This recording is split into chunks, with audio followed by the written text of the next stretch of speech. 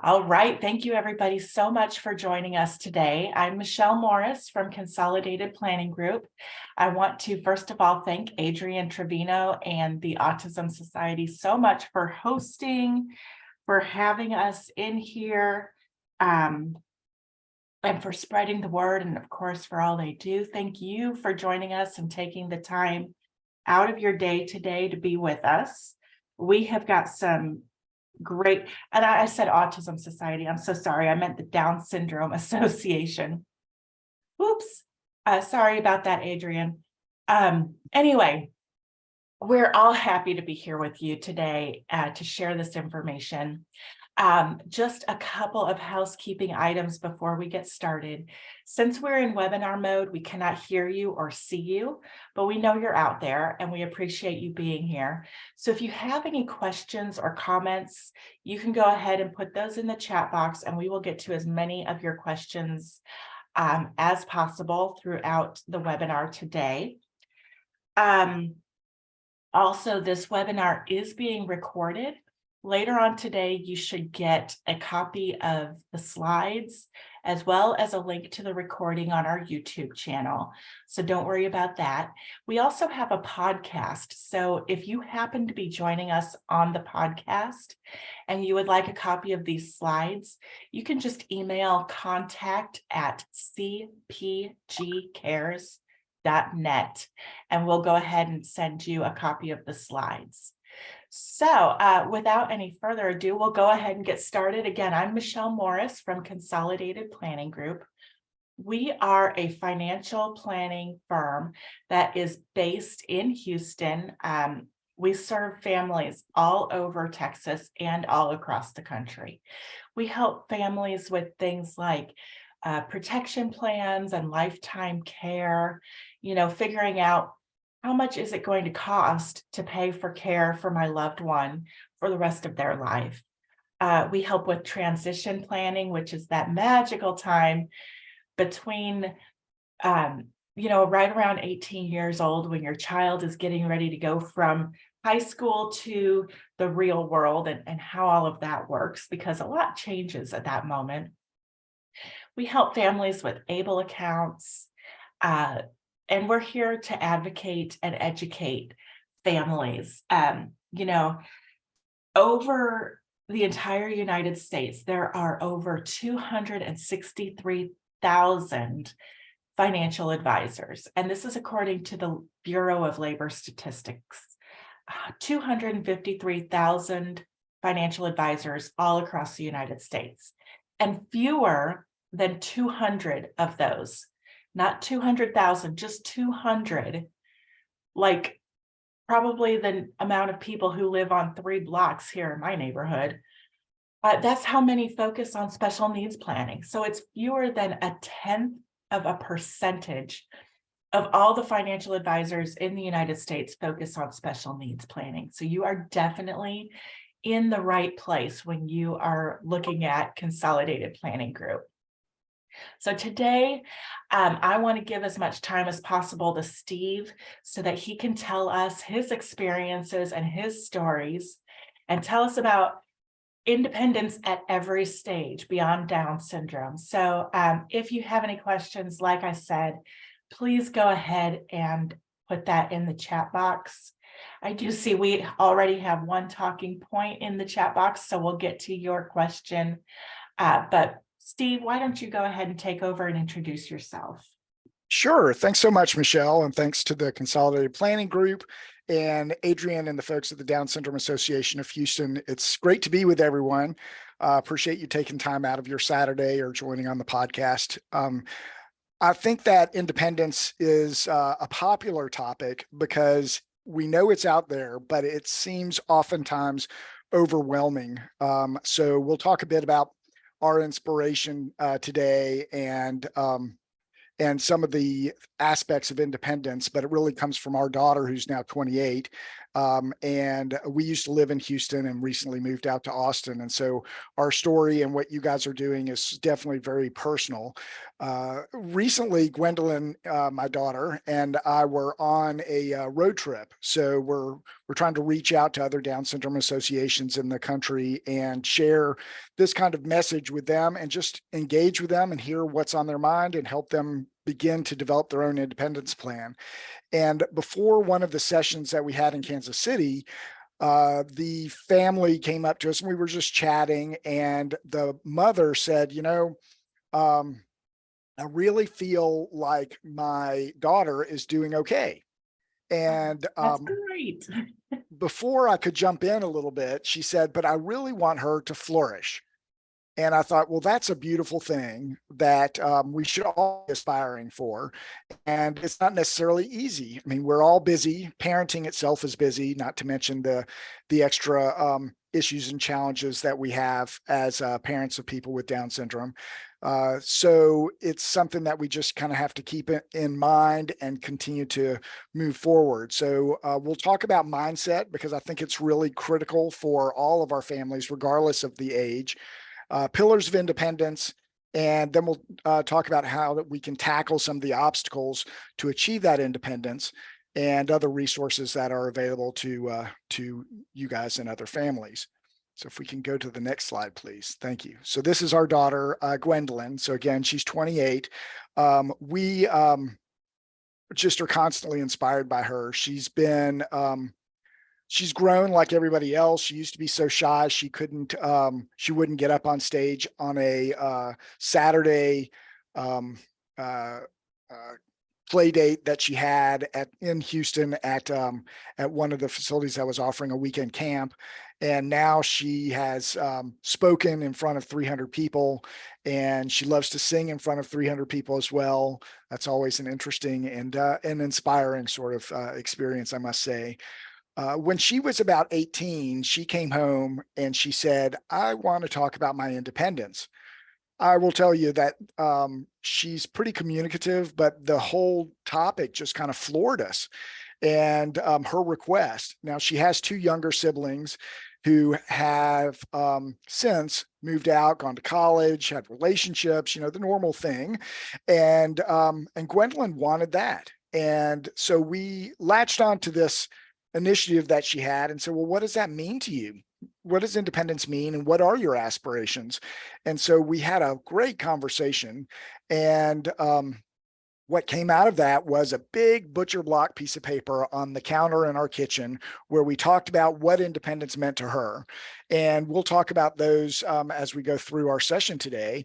And we asked, well, so how do we achieve each one of those? So perhaps you're not ready to work or to go to continuing education after high school or relationships, but what do we need to do to continue to build your skill set? And frankly, the parents' comfort to be able to let her have more independence and support her aspirations and dreams.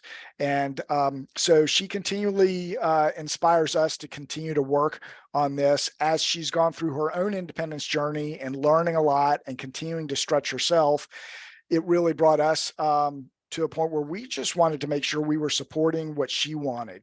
And that put her at the center of the independence plan. And in order to do that, we spent a lot of time talking about things involving her in decisions. And ultimately, right before COVID, we started talking about housing, independent living. And she really wanted that. That's been high on her list. And so we started looking around before COVID and after COVID. We looked at probably over 15 places in the Houston, Dallas area. And ultimately we came to Austin, and we found a living community called Marbridge Foundation. If anybody has questions, I'm happy to answer those offline. And so really her mother, Jennifer, and I moved to Austin to follow Gwendolyn and her dreams. So she found a spot about a year and a half ago at Marbridge. And so we sold the house and came out to Austin, and it's been a fabulous journey to watch her grow And Austin's been a beautiful place to live as well. So she continues to inspire us. Ultimately, we put together a book called The Essential Guide for Families with Down Syndrome because we learned so much through her journey that we felt it was important to share it with other people so they didn't have to recreate the wheel and find manageable steps in their own independence journey, whatever that might look like. So we keep Gwendolyn at the forefront. She joins us on all of our visits, but she's not able to join us today on the webinar. But you'll find more information on our website about Gwendolyn and her journey. All right, thank you. So we wanted to talk about independence, and I just wanted to put this slide up to begin with to encourage you to think about what takeaways do you want to get from today. So you may have specific questions or issues that are nagging issues that you just need more support or information on. So keep those at the forefront. Or you may hear some things during our time together that you want to jot down and say, I need to learn more about that, or it's time to understand more about certain aspects of his or her independence journey. So we'll cover a lot of stuff. And I believe independence in general can be overwhelming because we don't really know what to do or where to go, how to start. And so I would encourage you to just take 3 items away. And at the end, if we have time, we'll check the chat and see if anybody wants to share their 3 items, because I think it's interesting to see where everybody is and what their focus is going forward. So I mentioned earlier that mindset was really critical. And that I really didn't anticipate that would be something we would focus on when we started to go through this journey. But we realized as we learned more about not only Gwendolyn's steps, but other families' experiences, that positive mindset made a huge difference. We're all parents. We were all there when our child was born, and it can be overwhelming. Whether we knew before they were born or not, the fact that they have Down syndrome was probably a shock to the system. I know it was for us, and we kind of fell into learning mode, and we grabbed every book on the shelf, and we talked to a lot of people and went to meetings at our local Down Syndrome Association, DSAH actually. And we wanted to learn as much as possible. And then we stepped back and say, this is overwhelming. We're just going to love our baby, and the other things will fall into place. But I think the mindset was really critical, and that we all need to understand the aspects of how our life has changed, certainly, and our plans have changed, but to shift our paradigm from that to the world of possibilities really made a difference for us and for our house, and I think for Gwendolyn's future. And nowadays we live in a different world for families with Down syndrome and other special needs. Gwendolyn was born in the mid-90s, and things have developed so much since then as far as the opportunities, the lifespan, the possibilities that our sons and daughters have in the community. And so really focusing on that positive mindset. So there's nothing that Gwendolyn and your sons and daughters can't do. It depends on what they want to do, but there are opportunities and there's support that was never there before. And so how do we pursue those things as opposed to lament the things that they're not going to be able to do? Yeah, there is probably a grieving process that we've all gone through, and at times that may pop up as we see others doing different things. But what Gwendolyn and so many other individuals with Down syndrome and their families have been able to do is really remarkable. So focusing on that positive definitely gets the right feel inside the family. Second mindset is person-centered planning. So we've talked a little bit about this already, but if Gwendolyn was here, I would ask her, who's the most important person on your independence team? And her response would be with a little bit of a smirk, it's me. Being her, not me. And she's very proud of that, but it takes some work, and it really took some shift because, when they're younger, when they're tiny, we have to make the decisions and speak for them. But as they grow older and they get into their teens and beyond, we need to encourage them to be part of that independence plan. I can't tell you, you guys probably all had the same experience. We go to a doctor and the doctor talks to myself and my wife. How is Gwendolyn feeling? What's wrong with her today? Or what does she need attention on? And so we've learned to pause that conversation and say, well, she's right here in the room. So why don't you ask her? And whether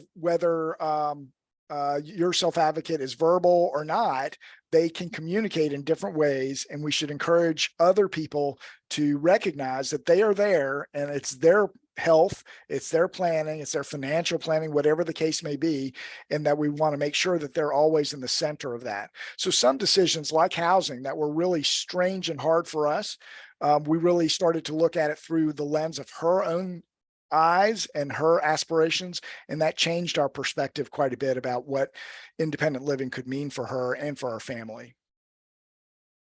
Third aspect of mindset is lifelong journey. So I think today maybe a lot of you have joined with self-advocates that are in their teens or their early 20s, and you're thinking, okay, transition workshop, right? And there's a lot to do when they reach 18, critical steps that you need to apply for. And certainly when the handrails of public education or high school go away, most parents, including ourselves, were like, what do I do now? I didn't really anticipate this. I feel like I'm falling off a cliff, and I know I want to do something, but I'm not sure even what to do. And so it's critical at that age, but we've also learned that it's a lifelong journey, right? So if we tend to coddle and do things for our children, and we don't really give them the space to exert their own initiative and interests, and then suddenly at 18 to 22, we say, we're going to flip the switch and talk about independence, and we're going to talk about work and community, continuing education and that sort of thing. It's really hard to flip that switch when everybody in the family, including the self-advocate, has been used to maybe having things done primarily for them. So I think that this mindset of a lifelong journey and the mindset of independence itself really benefits from starting at an early age. That's really hard because we all want to help out and our kids, and certainly our more vulnerable kids, or maybe the kids that don't communicate as well as others. But I think if we exert a bit of patience and give them a little bit more space, they'll, as you can probably attest to, they'll generally surprise us with their capabilities and their interests. So I would encourage us to do that from the very earliest of stages. And finally, the fourth mindset that I wanted to share was community. And so I think it's great that you guys are all here spending some time on your Saturday to listen to the webinar. And certainly I appreciate DSAH and their sponsorship of the webinar as well, because it takes community. Oftentimes in that hospital room, we feel alone. You know, we're going through this transition that we didn't really necessarily anticipate, and how do we do it, and so forth. But if we envelop ourselves with a community of other people that are going through the same thing or have gone through this journey and are years ahead of us, then I think that just helps for us to find resources so we don't have to figure it out all by ourselves, and also to be more optimistic of the possibilities that do lie ahead, because other people are there to help. And so I would encourage that and applaud all the DSA organizations around the country, including Houston's, for what they do for you guys. Don't hesitate to reach out to them and tell them what you need for your own plan. So 4 pillars of independence. So as I mentioned, we've been on a road trip and visited some Down syndrome conventions and heard from a lot of families. What is your aspiration? And so when I say families, it's the parents, and it's certainly the self-advocates, and can be grandparents and siblings as well. But what is your aspiration for the future? What do you really want to do? And so we heard 4 different things that came up time and time again as far as goals. And the first one was continuing education. So we've talked about this cliff that families fall off of whenever they decide that high school is enough, sometime between 18 to 22 in the state of Texas. And so what do we do then? So many families will find that the next step is that their child comes home and stays at home because they just don't know what is available. And I would encourage you to really think about different options. So yes, coming home is one option, but there are different variations inside of that option. So it's one thing to come home and sit on the couch all day and play video games. And, you know, there are moments when we all may like that, but if that's the majority of their day, then they're just not learning and they're not progressing.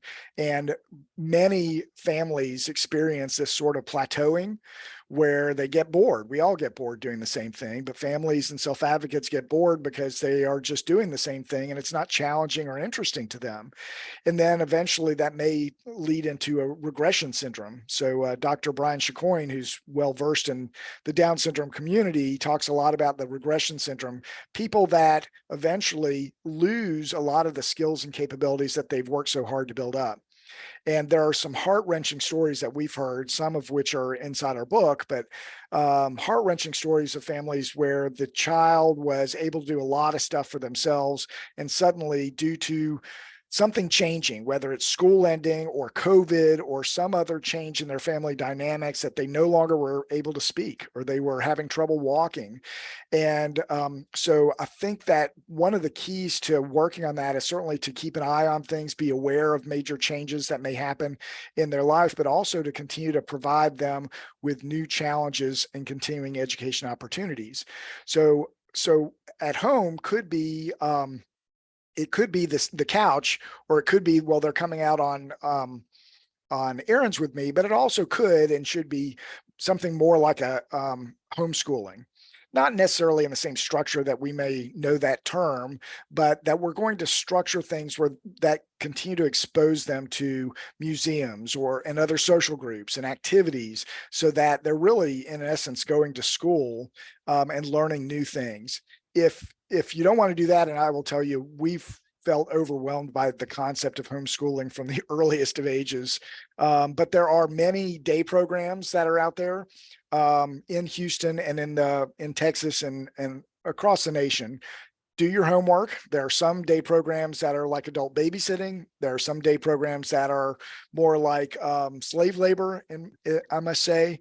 And but there are many great day programs that provide a combination of education, social, vocational training that is just what self-advocates generally need to continue to grow. They may learn at a different pace than other people, but our sons and daughters have a long runway to learn, and we just have to provide that opportunity. Finally, on the continuing education, there are a number of inclusive college programs.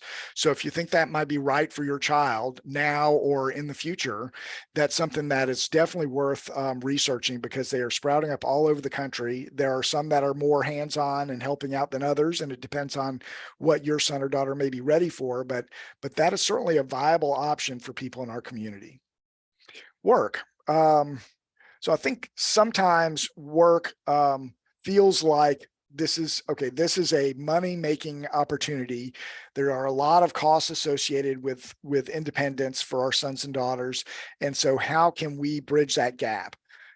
We've learned that work is really more about the skills and pride that our sons and daughters can develop.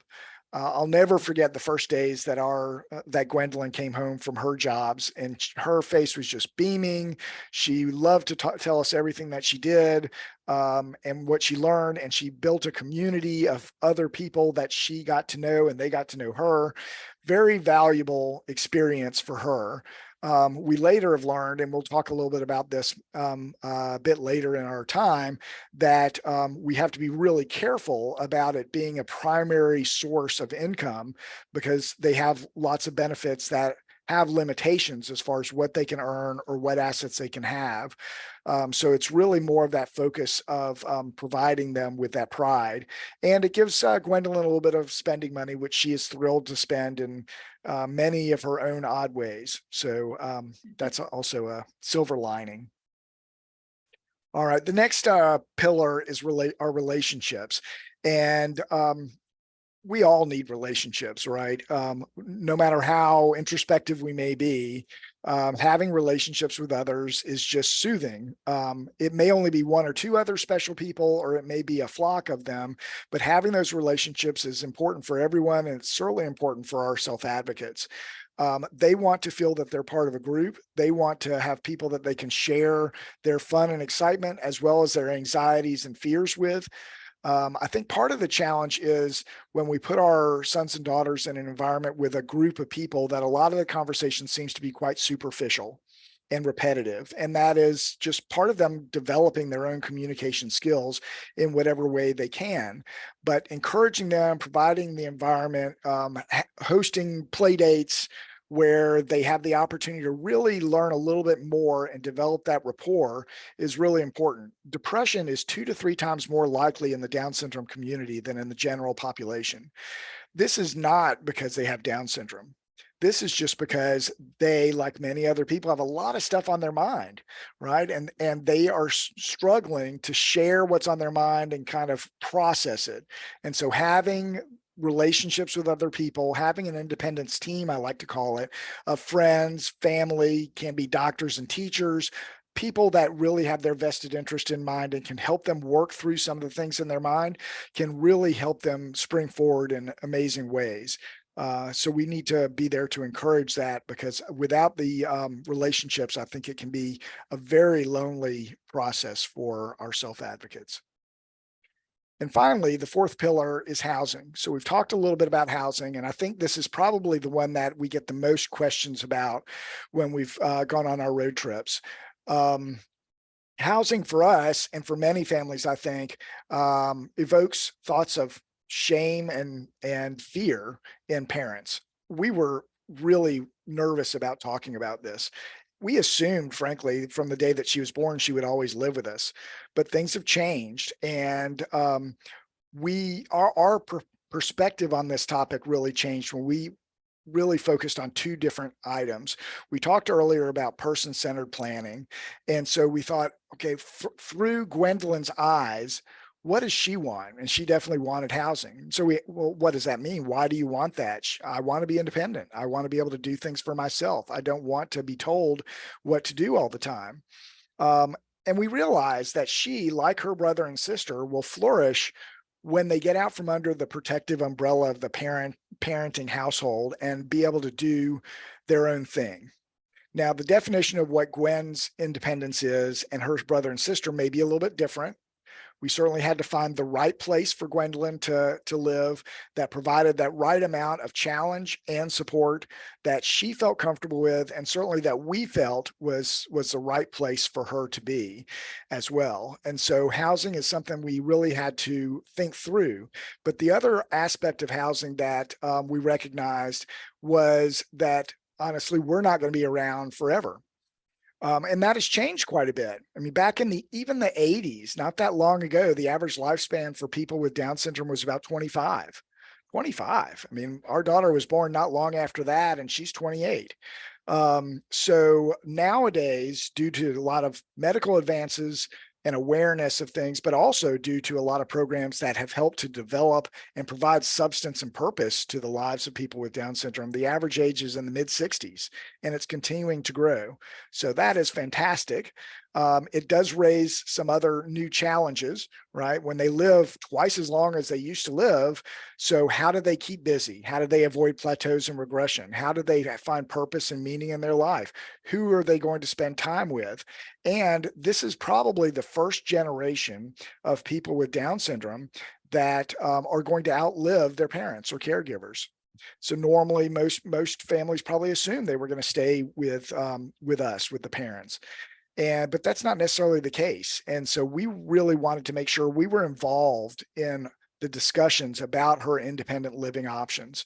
So we could do that now, but we're not sure we can do that later. Things happen and we may not be around. There may be an emergency. And so suddenly she gets sprung out of the house because we're not available or we're not around anymore.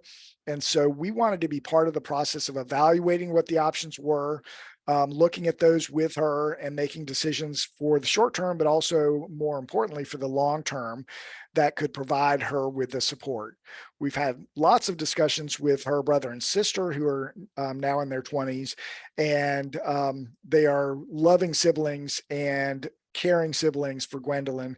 But what our conversation was with them was, we want you to one day be the guardian for Gwendolyn, but we don't want you to be the caregiver. We want you to be involved in her life, but we also want you to have your own wonderful life. Now, we recognize that many of these pillars I think they're all important, but what I'm encouraging you guys to do is not necessarily to take the same path that Gwendolyn took and her family took, but to figure out your own path. The key is for each one of these and many other aspects of independence, there are many options, and you can decide that work will look different, much different than what Gwendolyn is experiencing, or housing could be different. But to ask the questions and think about what you, your family, and your self-advocate really want, so you can plan for that, whether it's in the next year when they turn 18, or whether it's 15 years down the road when they turn 18. But to really have that plan and to understand what the options are is really a helpful process for you and your family. Maybe this is a good time if there are any questions in the chat before we go into the obstacles. Okay, yeah, Michelle? there is just one question in the chat, and Okay. I'm not sure that you can speak to this, but the 18 plus program at high school, this person is saying that they'd like to talk about how many days and hours per week, because their school is proposing 2 days a week, 2 hours a day, and that seems really insufficient. So how can is that typical? Is that what you're seeing out there? Is there a way that someone that she can talk to about that? Do you have a resource for that? As far as the high school transition programs, I think is what she's talking about, and they do vary considerably across the state. And I mean, really, school to school or school district, they are very different. I would certainly encourage you to find the right balance for you. If you feel like 2 hours or so, 2 to 4 hours a week is not enough, and that your loved one needs more interaction and needs more support to learn, then I would certainly encourage you to find more resources. And if that can't be through the school, despite your best efforts, then you may find other resources, whether it's a local Down syndrome association that offers other resources. I know in Houston, DSAH offers a lot of support for families. The Friends of Down Syndrome is another Down syndrome organization that offers post high school support and for anybody over 18. So really, if your child is in that area, they could attend school programs and also attend a day program for 1 or 2 other days a week. But yeah, I think you have to find that right balance. Talk to other people in the community and see what they do and where the day programs and resources are for them. But if their alternative is that they're going to stay home most of the day, that they don't have a structured program, then there probably is a need to fill that in somehow, whether it's through the school district or through other programs in the community. And somebody else mentioned in the chat box that Gigi's Playhouse offers some good support for that kind of stuff. So maybe Definitely. something that you can check out as well. Yeah. That's all we have for right now. Okay. I think those are great topics because really from the age of 18, you're going through this transition, because at 22, if not beforehand, all the public schooling support goes away. And so really having that period to have a transition where it's a combination of school and community programs like Gigi's or Friends of Down Syndrome or other programs or work can provide that transition toward greater independence at the age of 22. We kind of felt that we share your frustration, because Gwendolyn was 18 when we had this independence talk that we talked about earlier. And we realized, whether it's 18 or 22, the time for greater independence is rapidly approaching. And so we started to look around at what other options there were for her. And we, like you, felt like the transitionary program at her high school was not really great. She had gotten a good amount of learning out of her high school program over the years, but they really weren't providing her with that next step toward independence for her. And so we were looking for other things. We ended up finding a day program. And actually, when she was 19, we pulled her out of high school to go to the day program. And because she wanted more, we all agreed she couldn't get it at the high school. And this program was fit for purpose for adults with Down syndrome. And we felt like this was the right place for her. So we actually cut her high school experience short. She graduated at 19, and it really was a big stepping stone for her for her own personal growth. So there are options. And we talk about some of those in the book as far as day programs and housing and work options that I would encourage you to consider as they approach 18. Wonderful. Thank you so much for that, Steve. Sure. Okay, tackling obstacles. So there's a long list of obstacles. When you think about the pillars that we talked about before, relationships, uh, education, work, and housing, most parents can look at this list and say, yeah, those all kind of ring true for me.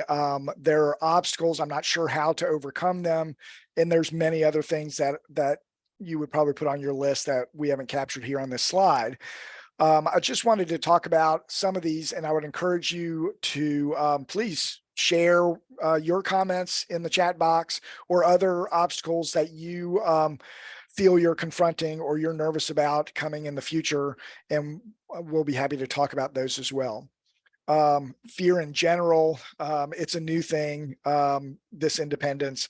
I mean, we had fear with our other two kids when they left the house and started to go off to school or started to work. So certainly with Gwendolyn, that was a higher level of nervousness and fear. And we found that preparation really helped. So like we talked about earlier, you can't really flip on that switch at 18 or 22 and say, well, now they're going to become independent and move out of the house and do all these other things. So we had to really prepare ourselves and prepare our loved one, Gwendolyn, for that change and practice those things. So we talked earlier about listing all these different aspects of independence and what are the skills that Gwendolyn needed to learn. And so we practiced them. We put checklists together of how do you do the laundry. We practiced her being home alone. We would just be in the car in the driveway at the beginning, but she was home alone and she had to figure things out. And we talked a lot about, you know, who do you answer the door for? What do you do if somebody calls? What happens if there's an emergency? And she got more comfortable, and so did we, where we could actually go out and have a date night or something because we knew that she had that under control, but it didn't happen overnight. So having that, the practice and the role modeling really helped, especially for things like safety and security. I think that before we really talk about any aspect of independence, we collectively, the family, has to get comfortable with safety and security. Because if we're not comfortable with our loved one going off into a work environment or different school environment where we're not there and they're not necessarily safe, then we won't do it. And it's unfortunate because it will curb the growth of our loved one, but it's understandable. So how do we create that safety and security?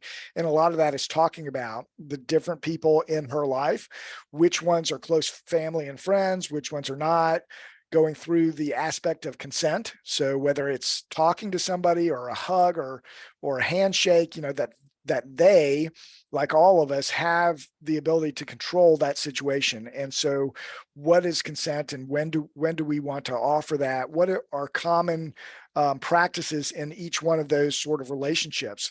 Common practice for close friends and family is going to be very different from an acquaintance or a doctor or teacher, or certainly a stranger.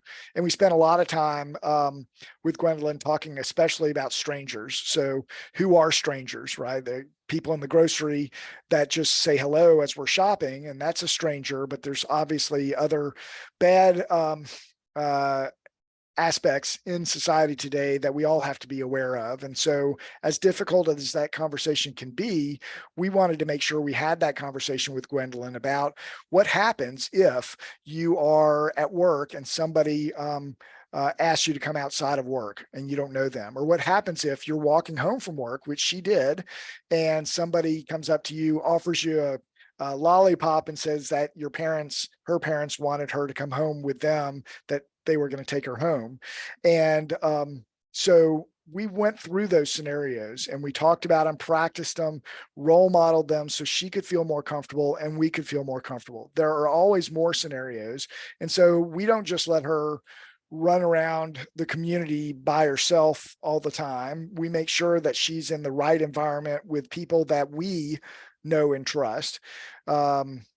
And so I would encourage each family to really go through those sort of items.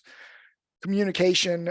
Some families may feel like a lot of this is out of their reach because their young son or daughter is not communicative or verbally. And I would just say that communication comes in many forms, as I'm sure you have experienced. And we just need to meet them where they are and help open up their world in whatever way they can understand and communicate. And oftentimes communication paths and options do change, but there's a lot of options available for people, whether they're verbal or not, that weren't available 10 years ago. And so I'd encourage you to continue to work those and not to stop dreaming about the independence that your self-advocate is aiming for. I love the next one, protective parents, because on our website, we had a poll of hundreds of parents. And one of the things we asked was, what do you think is holding your son or daughter back from the aspirations and dreams that they have? The vast majority, the biggest response was protective parents. And of course, the people filling out the form were the protective parents. So they recognize, as we all do, that we can be overly protective sometimes. And that's okay. I mean, that provides some sense of comfort and security for them. But for us also to be prepared to stretch that by finding the right environment and teaching them about safety and security, and taking those smaller steps. So if tomorrow we say, well, we're going to go find a job and we're going to send them off to a day program and they're going to take the bus, well, that is overwhelming for anybody. So we need to find those smaller steps. And it may take, like in Gwendolyn's case, it took many years before we felt comfortable that she was ready to kind of live on her own. And that's okay. We were just on this path, on this journey with her. And whenever we all felt comfortable, then we would go to that next step. And that's what we did. The next two are perhaps the most critical ones, health and money. So let me talk about health for a few minutes. We're probably all familiar with the common health challenges of people with Down syndrome when they're born. Yeah, many of us have had to deal with that immediately, and it's been challenging. And the advances are really a large contributor to the extended lifespan of people with Down syndrome these days. What we're probably less familiar with are some of the common health challenges of adults with Down syndrome, some of which have just been underscored by the longer lifespan. It may not have really been an issue when they only lived into their 20s.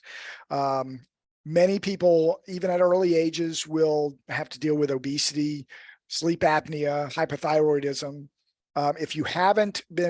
If your doctor hasn't checked you out for those or checked out your son or daughter for those sort of items, and you feel like there's a concern, I would definitely ask for testing. Many of these issues kind of go on much longer than they need to because people are not familiar with it. Doctors will suggest that it's just because they have Down syndrome that they don't sleep well, or that they are overweight or something like that. But really, there's opportunities for us to find resources and solutions for some of these things. Even if you can't correct things, you can't necessarily make sleep apnea or hypothyroidism go away, but you can take medications and you can prepare for things. What they found oftentimes is that when people suffer from those two aspects, then they tend to be less active. So they become more unhealthy and in many situations. That leads to depression, which we already said was 2 to 3 times more likely. And all those things also can be contributing factors to Alzheimer's. So I wanted to mention Alzheimer's. Probably most people in the Down syndrome community are familiar with Alzheimer's. We had certainly been familiar with it, but we had no idea the extent of the challenge that lays in front of us, to be honest. I mean, the general population probably has to deal with Alzheimer's 10%, maybe 15% of the general population. In the Down syndrome population, by the time you're 60, you're 95 to 100% likely you're going to be afflicted with Alzheimer's. It's Wow, a that's scary something that I statistic. did not know about. Thank you for sharing that. It is a really scary statistic, and sometimes it becomes evident in the 40s, rarely much earlier than that.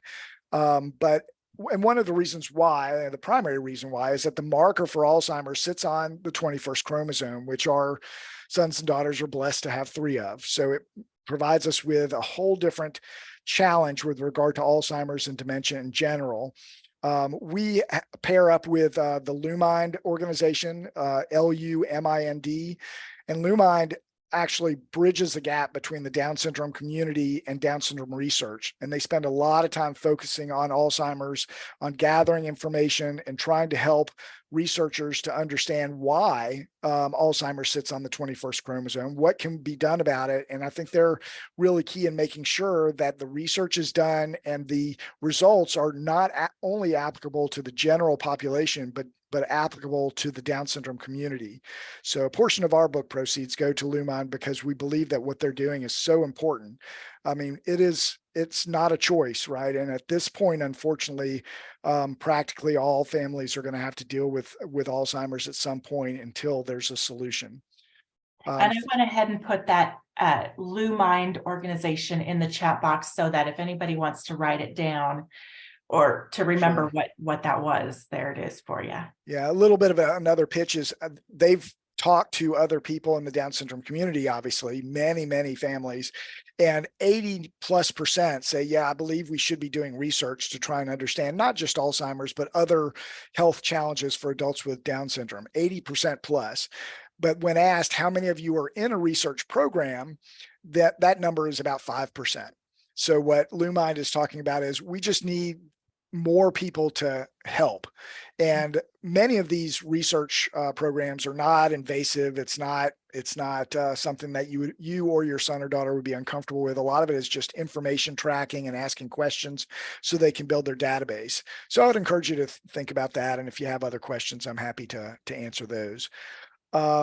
The last item within health that I'll mention, because it surprised me as well, was that how prevalent autism is in the Down syndrome community. Somewhere between 25 and 40% of people with Down syndrome also have Alzheimer's. I had no idea, and it really surprised me. And the average age of people that are diagnosed with autism inside the Down syndrome community is oftentimes well beyond 10. And that's largely because a lot of people, parents and doctors, will say, well, these behaviors or this activity is because of Down syndrome. And so they don't test any further. But the sooner that we know about any of these health challenges, the quicker that we can get resources that will help. And so I would encourage you, if you have any questions about that, to ask your doctor, ask via chat or other resources within the community that you have. If you're in Houston and you're not familiar with the Baylor Transition Clinic, I would encourage you to ring them up. They do a fantastic job of talking about all aspects and bringing in the specialists as needed to help address any challenges, whether for teenagers or for adults with Down syndrome. So that is a great resource that Houston is so fortunate to have. I think that's kind of it for tackling obstacles, but I see there's a number of other items in the chat, so maybe we can go to that, please. You're on mute. Did you mention the money and? Oh, I'm sorry. I skipped the whole money thing. But the things in the chat box, people are talking about the transition medicine clinic at Baylor, and bringing up that, dementia like Alzheimer's is often linked with Down syndrome. So really there's no questions right now in the chat box. Okay, well, let me talk about money since I forgot. Come on, this is my and that's your area, you can't just skip it. But it's such a critical area because independence, we've talked about, I hope you will all agree, independence is a beautiful thing and it happens from early ages, but independence is not cheap. There are a lot of expenses, and especially with their lifespan being twice as long as it used to be. So we really have to understand what the challenges are with money and what the opportunities are. So there is we can't cover it all here, but we have a chapter that we've had financial planners contribute to in the book. Certainly Consolidated Planning Group can answer your questions. And I would encourage everyone to find a qualified financial planner resource that has expertise in the special needs IDD community to answer those questions.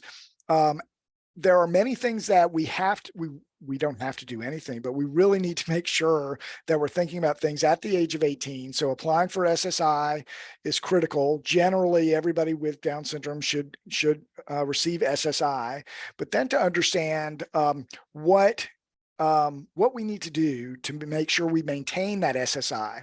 And that information is oftentimes harder to find than how to get it. It is. And so knowing what your asset limits are, generally can't have more than $2,000 in your name. So even if you violate that unknowingly, or a family member gifts your child some money into their bank account, you have violated that. And that can not only jeopardize your SSI, but your Medicaid, which is awarded to those with SSI. And so you certainly don't want to be missing out on Medicaid either. And there's other benefits, such as their connection with the parents' Social Security accounts. That is, can be quite lucrative in the future whenever a parent either is disabled, retires, or passes away. Generally, people with Down syndrome are able to receive a large amount of Social Security benefits, and it doesn't impact the parents' level of Social Security benefits. It's just an extra benefit for people with disabilities. But if you have violated some of these rules, like asset limitations or income limitations, then suddenly that income stream may be gone forever, and it could be worth hundreds of thousands of dollars or more. And so that's why when we talk about work, I think work is so critical, but it's critical from the pride and skills development. If you want your child or young adult to work 20 or 30 hours or more and be able to have a sustainable, self-sustaining lifestyle, I would encourage you to really think about that and talk to your financial planner.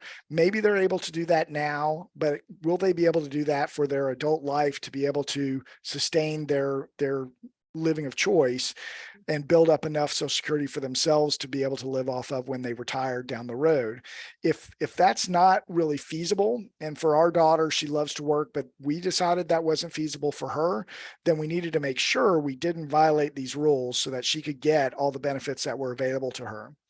Other benefits that you should be aware of are things like SNAP, or what we oftentimes know as food stamps, which many families are qualified to get. Certainly, Texas Home Living and HCES are available, but have long waiting lists in Texas, which most of you are probably aware of. If you're not aware of it, then you need to be, right? From the earliest of ages, I would get on a waiting list. Yeah. We went overseas for a few years. And when we came back, Gwendolyn had to start over on the Texas waiting list. That was in 2008. So here we are 15 years later. She's still on the waiting list, and it looks like she has 10 or 15 more years before she'll get off. So huge delay, and we've had to make plans accordingly because we can't count on that public assistance. So as soon as they're born, I would get them on the waiting list, and be aware that if you do move out of state, you're probably going to have to start all over wherever you go. So that may be part of your consideration. So lots of different things that I would encourage you to be aware of. It's not always easy to know all the things that are available for families with Down syndrome or other special needs. And it's certainly not easy to know the limitations, but the more we're aware, the more we can plan. Having resources like Consolidated will really help give you a peace of mind and help you have a plan that's not just filled with aspirations and dreams, but has financial considerations as part of that, so that the dreams are feasible and doable when the time comes. Man, I wish I could use you for a commercial. Well, I mean, I want to say that we knew about these sort of things ourselves, but there's a lot of stuff we didn't know, and we learned by talking with other people, our financial planner, or talking with other families and realizing, oh, we didn't know we were eligible for that, or we had no idea that that Gwendolyn was eligible for some Social Security off my retirement benefits, and it changed our situation completely. And especially given the long waiting list in Texas, it's important to know all the options that you have. So one of the things that really drove us with our book project was that we didn't want other families to have to start from scratch and try and find all this information out themselves, because it took us years and it was hard to find that. But we dug around for it, and we leaned on a lot of medical and financial experts to help fill in the gaps and provide us and the reader with as much information as they could. And that's that's one of the first steps, is you've got to be aware of it before you can really plan and go forward toward certain goals. So we're back to the 3 actions. So what 3 actions will you take? So if anybody wants to jot them down in the chat, that would be great. If you'd rather not share, that's certainly understandable. But I would ask you to think about, depending on the age and stage of your loved one with Down syndrome, what do you need to do next? And really it applies to any age. So whether they're 3, 13, certainly 18 or 38, I mean, there's things that need to be done to encourage them to seek their independence and for you to be able to make that possible for them. So if there's any actions that people want to share in the chat, we can certainly talk about those next. Yeah, I'm seeing, well, first of all, where can we get a copy of your book? I don't know if it's the next slide, but there's lots of, Well, look at how that. convenient is that? It's almost like it was meant to be. Almost, yeah. So there's lots of stuff on here, but I would say the best place for you to go would be my website. It's beyonddownsyndrome.net. When you get there, you can sign up for, I have a lot of free resources. I just want to get information in the hands of others. We put out a blog every week on a variety of topics. Sometimes we have other families share their stories and how they've overcome challenges. And I think those are really moving and inspirational stories. So there's a blog every week. We have a 10-episode YouTube series on our website that talks about 10 minutes each on some of these topics and more, whether it's housing or health or financial benefits and that sort of thing. So you can check that out on the website. We have some worksheets that are available, so you can download those, customize them as you wish. It's all for your benefit. I don't see that, but you can use that as a way to start a bit of a checklist of things for your independence plan. And yes, you can also get the book on the website. So there's a tab on the website for the Essential Guide for Families with Down Syndrome. It's $20. It's available on paperback. You can get an ebook. I think it's $7.99 for an ebook. We're running a special this weekend on the paperback through the website at $17.50, both to celebrate our webinar here today, as well as Mother's Day, because who else is caring for and preparing for the future more than the mothers in the family generally. So you can check that out. And if you buy it off the website, then we'll sign the book and shipping is free. So it's the cheapest way you can get a paperback of the Essential Guide as well. Perfect. Thank you so much. Yeah, so we do have one person who's sharing their takeaways: the person-centered planning, independent, enhance, flourish, engaging positively and proactively in tasks as early as possible. So Awesome. that is, yes, perfect. Now, like I said, you will receive these slides later today in your email. So you'll get this slide and be able to click straight to Steve's information. His Facebook page is here. His YouTube channel is linked. So that will all be there for you. We just have a few more minutes, so please get those last questions into the chat box as I finish my last couple of slides. We love doing webinars to help educate families, to advocate for families, and bringing in fantastic helpers like Steve and other topics. We do have a webinar coming up. I put that in the chat box about programs that are available, day programs that are available. So it's kind of going to be like a speed dating. What's your program? Where are you located? Who do you serve? How much does it cost? That kind of stuff.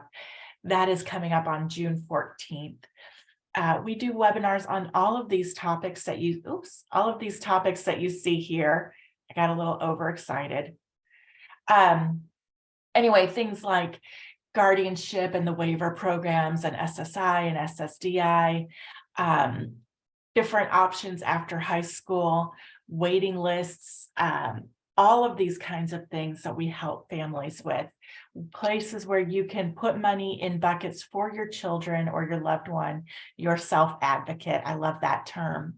That's one of my takeaways today, is the self-advocate term. So yes, we are definitely here to help with all of these things and help you unravel what you need to do for your loved ones.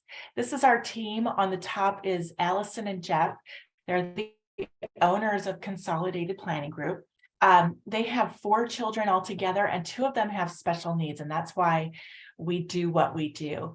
We're an independent firm located just outside of Houston. The other 2 up there, my glamour shot. And then there's my husband, Andy. We're all, you know, two husband and wife teams partnering together to serve families like yours.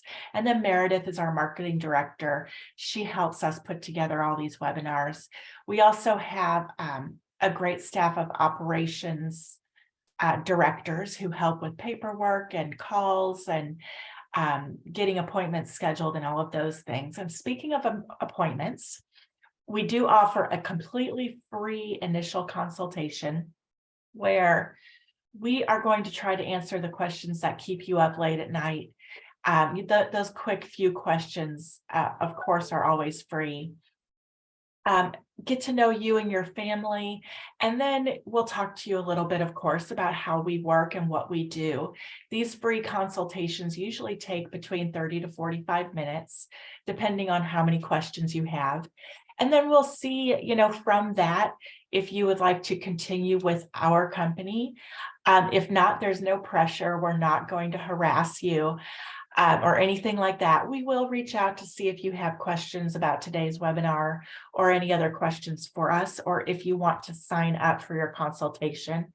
If you don't want us to call you and reach out to you, the best way to do that is to just contact us first and set up that appointment. Of course, you can use the QR code. You can call us or email us, contact@cpgcares.net. Also, there's links here to our YouTube channel where all of these webinars live, and our Facebook page. Okay, so now that I've given my spiel, back to the last couple questions for the last couple moments. A little bit more talk about what is available out there, person-centered planning.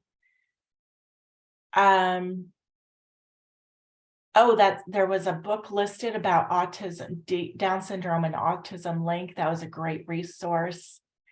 I can get you All right. the links for the show notes and stuff. But yeah, there's Teresa Understall, who's on the call, has written a book about their experience, and it's quite moving. And I think that this segment of the Down syndrome community definitely needs that support and inspiration. So I'd be happy to share that in the notes. Fantastic. Fantastic. Well, thank you all for being here today, for sticking with us through this webinar. I don't see any other questions. Thank you again, Steve, for all the information you've provided. This has been so helpful. And Adrian, for hosting us and spreading the word about us. Of course, like I said, if you have any questions, reach out. We're here to help. And happy Mother's Day to all. And with that, to all a good night. Thanks, Michelle. Thank you. Bye-bye. Bye, everybody.